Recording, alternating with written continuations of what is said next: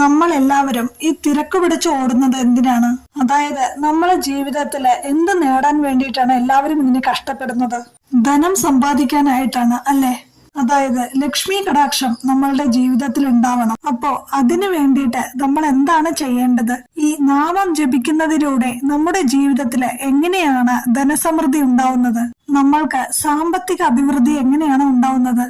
അത് നമ്മൾക്ക് മനസ്സിലാക്കുവാനായിട്ട് ഭഗവാൻ മഹാവിഷ്ണുവും അമ്മ ലക്ഷ്മി ദേവിയും വേഷം മാറി ഭൂമിയിലേക്ക് വന്ന് ജനങ്ങളെ കാണുന്നുണ്ട്. എന്നിട്ട് അവിടെ കുറച്ച് സംഭവ വികാസങ്ങളെല്ലാം നടക്കുന്നുമുണ്ട്. ധനം നമ്മുടെ വീടുകളിൽ നിറയാനായിട്ട്, അതായത് സാമ്പത്തിക പുരോഗതി നമ്മൾക്ക് ഉണ്ടാവാനായിട്ട് എന്തു ചെയ്യണം എന്നതിനെ കുറിച്ച് നമ്മൾക്ക് മനസ്സിലാക്കി തരാൻ വേണ്ടിയിട്ടാണ് ആ സംഭവ വികാസങ്ങളെല്ലാം അവിടെ നടക്കുന്നത്.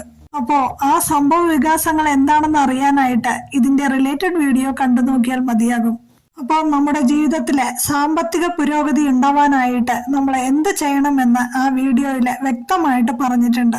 2009 ഭാരതത്തിലെ പ്രശസ്തനായ ഒരു ഓപ്പൺ ഹാർട്ട് സർജറി നടത്തുന്ന ഒരു ഡോക്ടർക്ക് അയാളുടെ ജീവിതത്തിലുണ്ടായ ഒരു അത്ഭുത സംഭവം അതും കൂടി വീഡിയോ ചെയ്തിട്ടുണ്ട്. എല്ലാവരും അതും കൂടി ഒന്ന് കണ്ടിട്ട് അഭിപ്രായം പറയണേ.